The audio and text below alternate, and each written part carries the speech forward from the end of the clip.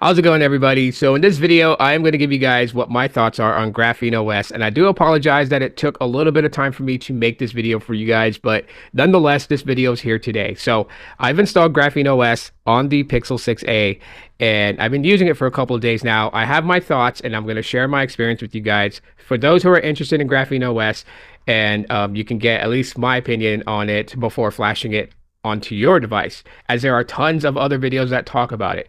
But in this one, I'm going to be just as frank as possible because a lot of the other ones that I've watched, they're very hyped about it because, of course, they want privacy and security on their smartphone. And that's what GrapheneOS is all about. There are some things that some don't really kind of dive into.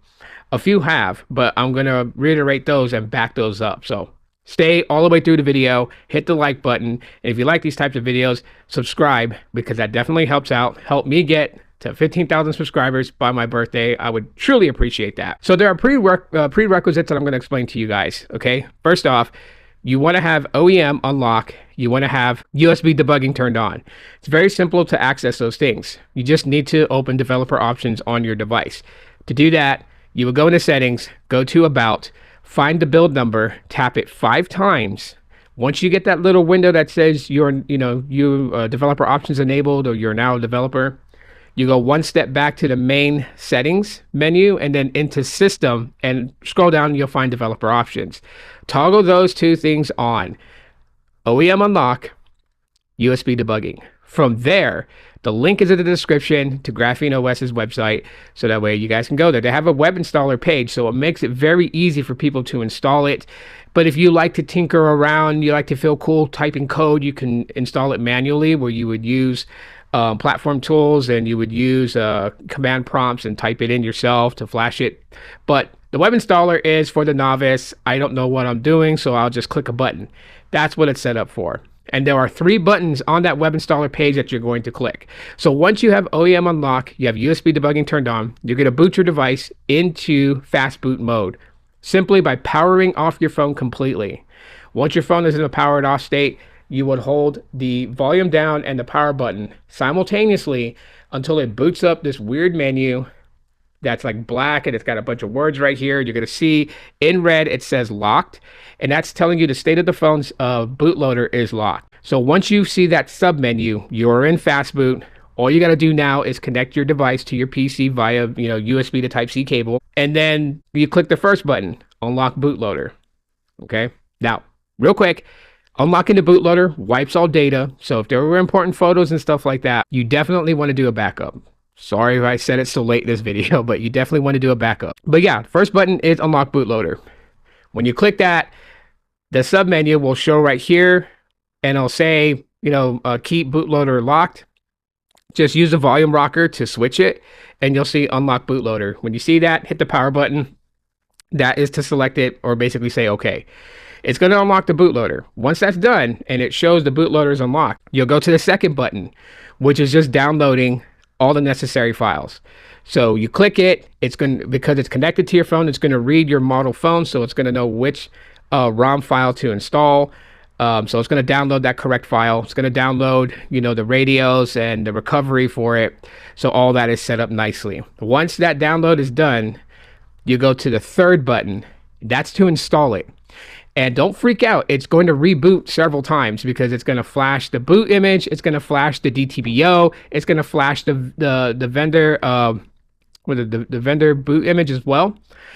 And then it'll begin flashing GrapheneOS. So there's actually a 4th button. The last one is an optional thing, but I would say go ahead and do it. And that is to relock the bootloader. You don't want to keep the bootloader unlocked because then the integrity of security is no longer there. And if you decide to lock the bootloader later on, it is going to wipe your phone. So whatever you've installed, whatever you signed into, you're going to have to do it all over again. So you just might as well lock the bootloader. GrapheneOS is one of the custom ROMs that allows you to lock the bootloader. It's never recommended for other custom ROMs like LineageOS or Evolution X, because if anything goes wrong with those custom ROMs, with the bootloader being locked, you won't be able to get out of it and recover your phone back to stock firmware. GrapheneOS is that trusted that you can relock the bootloader, you'll be just fine. Now, hold on to your socks, because if you're thinking that it's just like a really cool custom version of Android, it absolutely is not. It is as plain Jane as possible. Kind of reminds me of Android KitKat, the way that it looks. Like, it's got the KitKat keyboard. You know, you don't have any of the Google apps on there. So for those who want to de-Google their phone, GrapheneOS is the best way to do it. There's no Google apps on this software at all whatsoever. So if you're hoping for that, well, you might as well stick with stock Android or a custom ROM that allows you to do a little bit more. As GrapheneOS, it's just as plain as basic as it is, right? When it's all the way booted on for the first time, you're greeted with no wallpaper on your display. So none at all. So if you actually wanted to have like a black background and nothing on it, just keep the stock wallpaper, because that's what it is. A lot of the GrapheneOS eccentric apps that come with the software are going to be in a black and white or black and gray like icon theme. Okay, so if you download other apps like Instagram, Facebook, those will be in their respective colorways, but anything that's GrapheneOS related is going to be black and gray. Okay. So it does have its own native messenger, and it's not Google Messenger, and there's a dialer, and that also is not the Google Dialer app. And the reason why they do this is because the Google Dialer app, Google Messages, does in fact connect with Google servers, and people are about privacy and security, so they don't want those two apps. So you have a replacement of just a basic dialer app to make phone calls and a basic SMS app to send text messages. And that app, I've noticed, does not have a toggle switch for RCS messaging. So you will be in fact sending regular text messages. The browser looks like the Chrome browser in the GrapheneOS theme colors. However, it happens to be a browser that connects to DuckDuckGo. So you're using the DuckDuckGo web browser, which has privacy and security attached to it. A lot of people who don't want their browser history searched or seen use DuckDuckGo, and so that's why it's on there. The camera app is a basic camera app. So like if you're using, like say, the Google Pixel 6a, you flash GrapheneOS on it, a lot of the stuff that you would do normally with the Google Pixel 6a when it comes to photography is gone. You will actually see the raw performance of the 12.2 megapixel camera on the Pixel 6a, because it's not flushed with a bunch of AI, and it doesn't have access to Google's computational photography to clean up your photos you're taking. So you are going to see exactly what these cameras can do, or whatever device, because you can flash this on a Pixel 7, 7a, 8, 8a, 9, 9a. I mean, GrapheneOS supports a lot of Pixel devices. I think the 4a is the most recent one that I was recently told by a friend that is no longer supported with GrapheneOS. And hey, that's, it totally is what it is. I know the 6a is supported. I know the 8a is supported. And so yeah, anyways, you'll actually find out what those cameras can actually do raw without any cheat codes, if you want to say that, which is pretty interesting. The Play Store is not installed on this at all. Like I said, there's no Google apps whatsoever, but you do have the ability to install the Google Play Store afterwards. Once everything's set up, excuse me, once everything is set up, once everything looks good, you can install the Google Play Store. Once that is installed, you can sandbox it to pretty much it's like putting a border around a house, not allowing anything out, not allowing anything in without your permissions. And you'll know this too, because I get notified all the time that the Play Store is sandboxed. And what that just generally means is that there's a lot of parameters that are set in place in order for me to actually have to give permissions for certain things for the Play Store to do. It can't do it on its own. So every app that I install takes a while. It's not as fast as if it was on stock Android or even on a custom ROM. And the reason why it takes that long to install it is because when it goes through its normal download, its normal installation from the Play Store, there's one more checkpoint it meets, and that requires your interaction with it. That's where a little window pops up, and it tells you if you want to allow that app to connect to the network. If you don't have that box checked, doesn't matter what you do in that app, it's not going to access the network. It is completely cut off. So you have control over which apps actually connect to the networks and which one doesn't. And it is something that you can go into those app settings later and change and grant it network access permissions and then deny it those same access permissions. So again, GrapheneOS puts the power in your hand and allows you to control what your phone is doing and how it's doing it. So for those people who are just like, okay, it's got security, it's privacy, I would say GrapheneOS is not something I would recommend anyone to install who claims that they want privacy and security, and yet they're going to be installing a bunch of apps from Meta and a bunch of apps from other ones. I mean, like, yes, you do have the ability to control what it has access to, but why go through all the trouble to do that if you're just going to be sociable on that platform?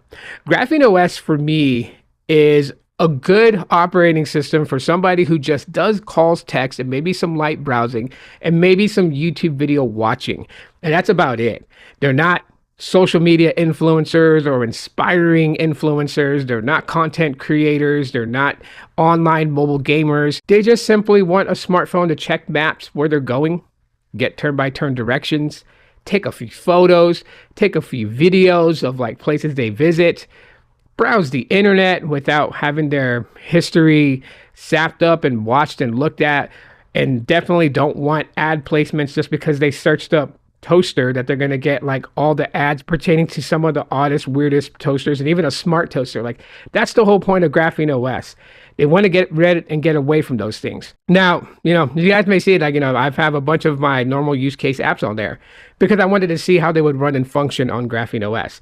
And quite frankly, they run pretty good. The latest build of GrapheneOS is Android 16. So it is on the current latest version of Android, and they continue to update. So you will get regular updates for the software as they become available. And all you gotta do is just do it like a regular system update that you would do on the regular stock firmware. But the thing that I noticed when it comes to performance with GrapheneOS, I've noticed that, it may seem a little sluggish to people, but I want to explain why it is. Okay, it is not a free-for-all access. Your information is just constantly just sapped and given to all these different companies who basically cipher your information, so then that way that they know more about you to tailor fit ad promotions to you.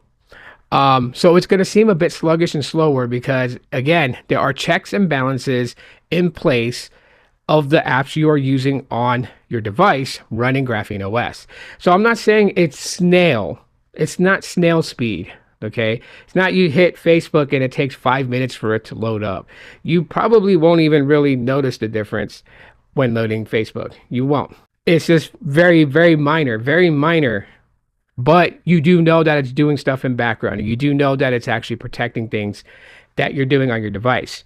Everything else pretty much like works. It's very simple and easy. And one cool thing I like about it, it's got a dedicated app that pretty much like shows you how to connect with them on social media. And then of course, links to their forum, as they have GrapheneOS discussion forums. So you can go there and you can communicate with other GrapheneOS users.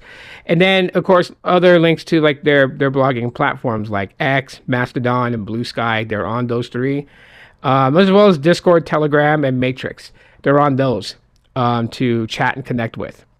So they give you an option on how to basically link up with them. In case you run into any issues or bugs, you can report it to them. Or if you're just interested in looking at what they're developing for future builds of GrapheneOS, you'll be able to go in there and actually see what other people are talking about. Overall, this is not a custom software that I'm going to run as a daily driver. But one, I already know what the internet is caked with. And so I already knew that once you're on the internet, nothing is sacred. Okay, so there are certain things I share about myself, and there are certain things that I'll just shut the hell up about. No one needs to know that personal side of my life because that's too much information that could literally mess with my credit score and all that type of stuff.